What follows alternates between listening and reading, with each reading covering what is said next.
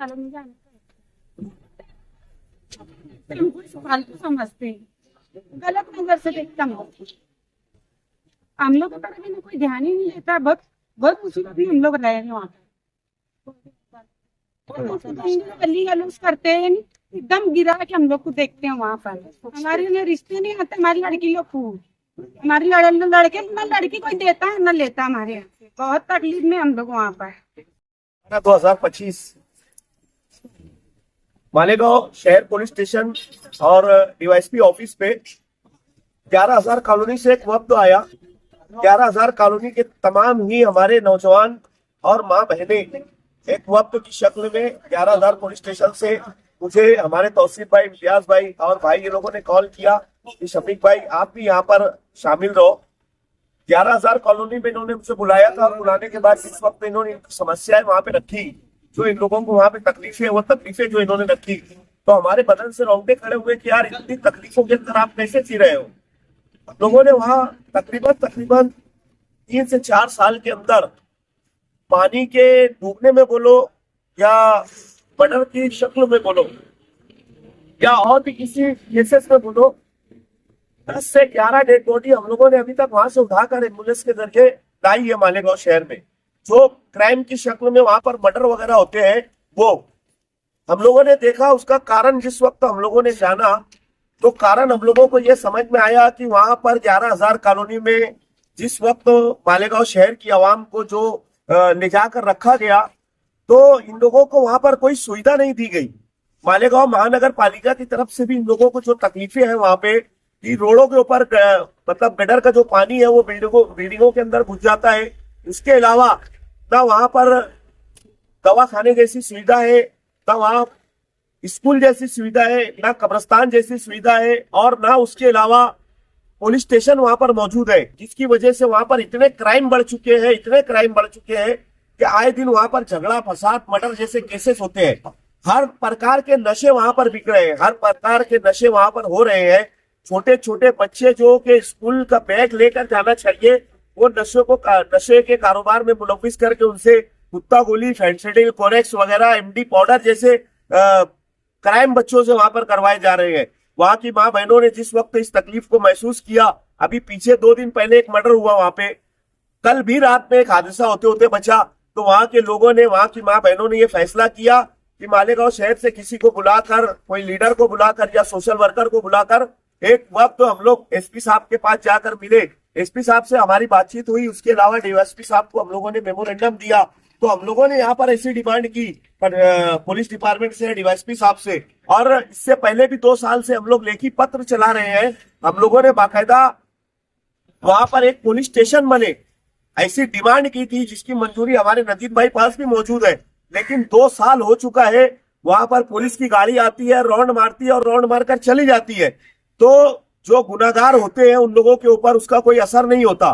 तो महल्ले वालों का ये बोलना था कि वहां पर एक परमानेंट एक चौकी बनाई जाए, जिसके अंदर 2-4 हमारे पुलिस डिपार्टमेंट के कर्मचारी रहे, तो उन लोगों के ऊपर एक दहशत बनेगी। ये वजह यह है कि लोग, जितने गुनाहगार लोग हैं, कोई सूरत में क्राइम करता है वो 11,000 कॉलोनी में आके पनाह लेता, कोई भिवंडी में क्राइम करता है वो 11,000 कॉलोनी में आके पनाह लेता। हत्ता के बड़े बड़े जिलों के अंदर और बड़ी बड़ी सिटियों में जो क्राइम होते हैं वो गुनाहगार लोग, अगर उनको छुपने का कोई अच्छा अड्डा मिला है तो वो 11,000 कॉलोनी मिला है, वो आते हैं और 11,000 कॉलोनी में ठस जाते हैं। तो वहां पे लोगों को इतनी सारी प्रॉब्लम होती है कि लोग दहशत के अंदर जी रहे हैं।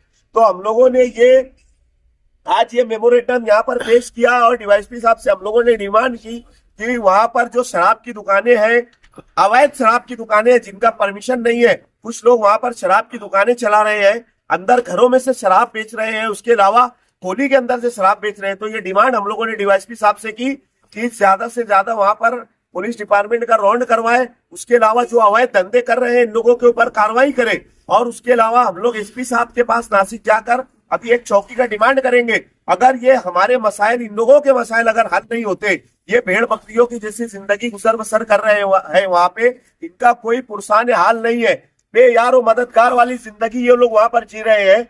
तो हम लोग पुलिस डिपार्टमेंट से और मालेगांव के शहर के जो लीडरान है, इन लोगों से एक अपील करते कि खुदा के वास्ते 11,000 कॉलोनी में ध्यान दें, न तो एक बहुत बड़ा तबका वहाँ के नौजवान जो लोग हैं वो नशे की लत में मुलविस हो जाएंगे, वहाँ के जो बच्चे हैं वो बिगड़ जाएंगे, कौम का नुकसान होगा। तो एक हमदर्दी के तौर पे हम लोग सबसे अपील करते जो 11,000 कॉलोनी में ध्यान दे, वहाँ पे स्ट्रीट लाइट का बंदोबस्त करवाए। उसके अलावा जो रोड है, रोड खराब हो चुके हैं, उसका इंतजाम करवाए। मालेगांव महानगर पालिका की तरफ से जो कचरा डाला जाता है वो कचरा डिपो कोई दूसरी जगह ले जाकर मुंतकिल किया जाए। उसके अलावा रोड इतने साफ और शफाफ किए जाए कि लोगों को आने जाने में दिक्कतें ना हो। और जो वहाँ के बच्चे स्कूल के लिए आ नहीं पाते मालेगांव शहर में, तो मालेगांव कमिश्नर साहब से हम डिमांड करते हैं कि वो एक सिटी बस का इंतजाम करे ताकि सिटी बस से बच्चों को लाना ले जाने का काम हो। ये सारी सुविधा वहाँ पे मुहैया करवाए, उपलब्ध करवाए, ताकि इनकी जिंदगी आराम से गुजर बसर हो सके। अभी आपको क्या आश्वासन मिला? हम लोगों को डीवाईएसपी साहब ने ये बोला कि अभी हम लोग वहाँ पे जो क्राइम कर रहे हैं, जो नशे की जो चीजें बेच रहे हैं, तो हम लोग कोशिश करेंगे कि उनके ऊपर जल्द से जल्द कार्रवाई हो। और जो अवैध धंधे हो रहे हैं दारू के मतलब और भी जो नशे की चीजें बिक रही है, वो हम लोग तुरंत बोले आज के आज उन लोगों के ऊपर कार्रवाई करके उसको बंद करने का काम करेंगे। हम लोगों ने बताया कि 11,000 कॉलोनी में जो मालेगांव शहर से जितने भी लोग गए थे, तो ये लोगों के मामलात ऐसे हो गए हैं कि इनकी जो बेटियां हैं वो उठने का नाम नहीं ले रही है, बच्चियों की उम्र निकलती जा रही है। ये खुद हमारी माँ बहनों ने कहा कि वो 24, 25 साल 30 साल की हो जा रही है, उनको कोई रिश्ते नहीं लग रहे। अगर हम लोग 11,000 कॉलोनी का अगर बोलते हैं शहर में आके कि हम लोग 11,000 कॉलोनी में रहते, तो हमारी बच्चियों को रिश्ते कोई नहीं कर रहा है, तो हमको बालते मजबूरी वहीं पे कॉलोनी में ही कोई लड़का वगैरह ढूंढ कर उन लोगों को शादी कराना पड़ती है। तो ये सारी चीजें हम लोगों ने वहां पे रखी। ये लोग ऐसा समझो कि अजाब के अंदर जिंदगी गुजार रहे हैं। इनके ऊपर जो आज ये वो वहां रखा गया है ना, तो जो उस दौर में काला पानी की सजा दी जाती थी ना अंग्रेजों के दौर में, तो मुझे ऐसा लगता है कि मालेगांव शहर से इन लोगों को निकाल कर ये काला पानी की सजा दी गई है कि तुम लोग जाओ और काला पानी के अंदर अपनी जिंदगी गुजारो। मुझे ऐसा लगता है।